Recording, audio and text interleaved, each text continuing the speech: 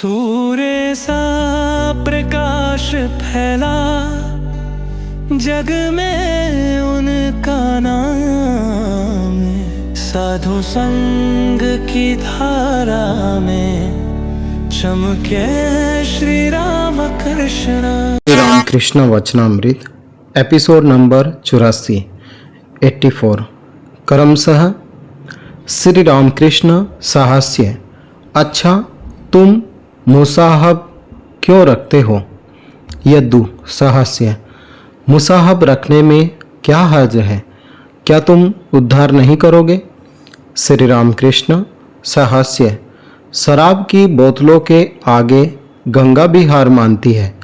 यदु ने श्री रामकृष्ण के सम्मुख घर में चंडी गान का आयोजन कराने का वचन दिया था। बहुत दिन बीत गए पर चंडी गान नहीं हुआ।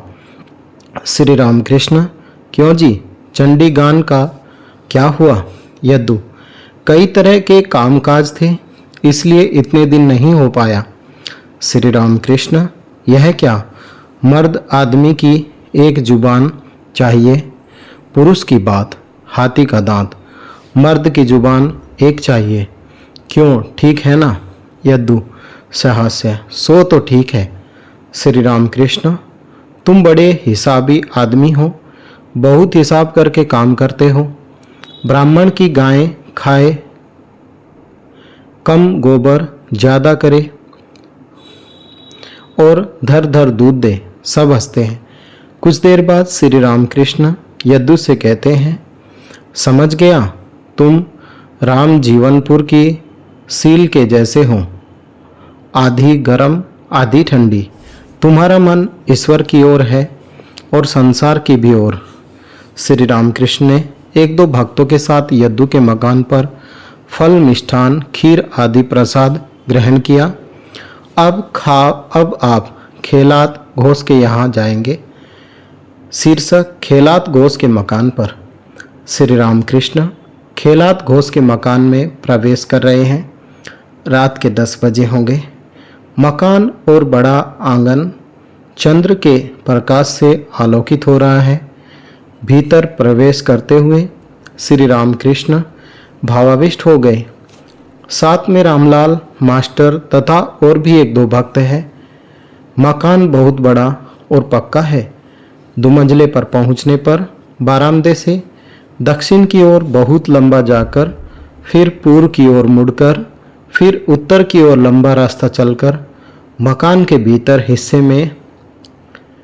हिस्से में पहुंचने पर ऐसा मालूम होने लगा कि मानो घर में कोई नहीं।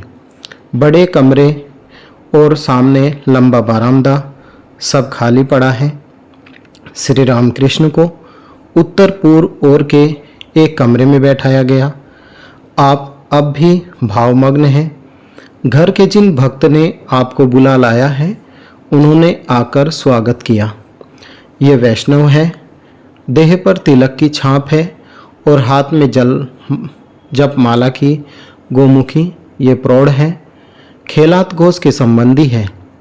ये बीच बीच में दक्षिणेश्वर जाकर श्री रामकृष्ण के दर्शन कराते हैं, परंतु किसी किसी वैष्णव का भाव अत्यंत संकीर्ण होता है।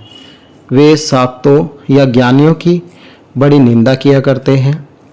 श्री रामकृष्ण अब वार्तालाप कर रहे हैं। श्री रामकृष्ण का सर्वधर्म समन्वय।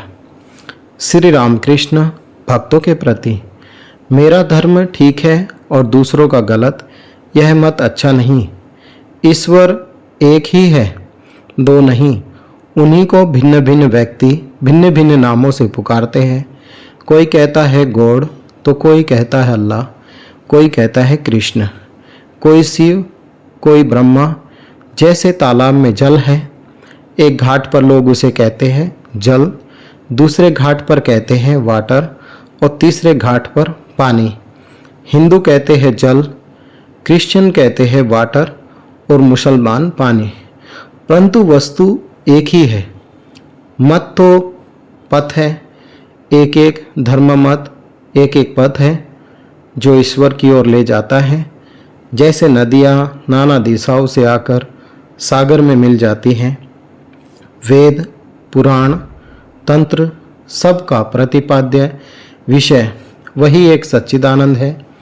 वेदों में सच्चिदानंद ब्रह्मा, पुराणों में सच्चिदानंद कृष्ण, तंत्रों में सच्चिदानंद शिव कहा है। सच्चिदानंद ब्रह्मा, सच्चिदानंद कृष्ण, सच्चिदानंद शिव एक ही है। सब चुप है। वैष्णव भक्त महाराज ईश्वर का चिंतन भला क्यों करे। शीर्षक जीवन मुक्त उत्तम भक्त ईश्वर दर्शन के लक्षण। श्री राम कृष्ण। यह बोध यदि रहे तो फिर वह जीवन मुक्ति है, परंतु सब में यह विश्वास नहीं होता। केवल मुंह से कहते हैं ईश्वर, उन्हीं की इच्छा से सब कुछ हो रहा है। यह विषयासक्त लोग सुन भर लेते हैं, इस पर विश्वास नहीं रखते। विषयासक्त लोगों का ईश्वर कैसा होता है जानते हो। जैसे माँ काकी का झगड़ा सुनकर बच्चे भी झगड़ते हुए कहते हैं मेरे ईश्वर हैं। क्या सभी लोग ईश्वर की धारणा कर सकते हैं। उन्होंने भले आदमी भी बनाए हैं और बुरे आदमी भी, वक्त भी बनाए हैं, भक्त भी बनाए हैं और अभक्त भी, विश्वासी भी बनाए हैं और अविश्वासी भी। उनकी लीला में सर्वत्र विविधता है। उनकी शक्ति कहीं अधिक प्रकाशित है तो कहीं कम। सूर्य का तेज मिट्टी की अपेक्षा जल में अधिक प्रकाशित होता है, फिर जल की अपेक्षा दर्पण में अधिक प्रकाशित होता है। फिर भक्तों के बीच अलग अलग श्रेणियां हैं, उत्तम भक्त, मध्यम भक्त, अधम भक्त। गीता में ये सब बातें हैं। वैष्णव भक्त, जी हाँ। श्री राम कृष्ण। अधम भक्त कहता है ईश्वर बहुत दूर आकाश में है। मध्यम भक्त कहता है ईश्वर सर्वभूतों में चेतना के रूप में, प्राण के रूप में विद्यमान है। उत्तम भक्त कहता है ईश्वर स्वयं ही सब कुछ वे है। जो भी कुछ दिख पड़ता है वह उन्हीं का एक एक रूप है। वे ही माया, जीव जगत आदि बने हैं। उनके सिवा दूसरा कुछ भी नहीं है। वैष्णव भक्त, क्या ऐसी अवस्था किसी को प्राप्त होती है। श्री राम कृष्ण। उनके दर्शन हुए बिना ऐसी अवस्था नहीं हो सकती, परंतु दर्शन हुए हैं या नहीं इसके लक्षण हैं। दर्शन होने पर मनुष्य कभी उन्मत्तवत हो जाता है, हंसता, रोता, नाचता, गाता है। फिर कभी बालकवत हो जाता है, 5 साल के बच्चे जैसी अवस्था। सरल, उदार, अहंकार नहीं, किसी चीज पर आसक्ति नहीं, किसी गुण का वशीभूत नहीं, सदा आनंद में अवस्था है। कभी वह पिशाचवत बन जाता है।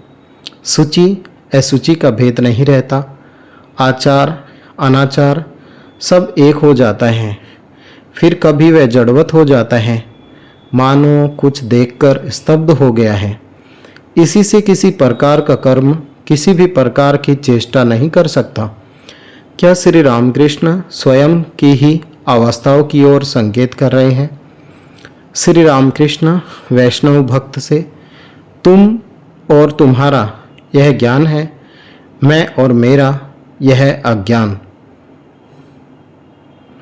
हे ईश्वर, तुम करता हो, मैं करता, यही ज्ञान है।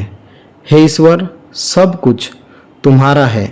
देह, मन, घर, परिवार, जीव, जगत, यह सब तुम्हारा ही है, मेरा कुछ नहीं। इसी का नाम है ज्ञान। जो अज्ञानी है वही कहता है कि ईश्वर वहाँ बहुत दूर है। जो ज्ञानी है वह जानता है कि ईश्वर यहाँ अत्यंत निकट, हृदय के बीच अंतर्यामी के रूप में विराजमान है। फिर उन्होंने स्वयं भिन्न भिन्न रूप भी धारण किए हैं। आज का पाठ यहीं तक।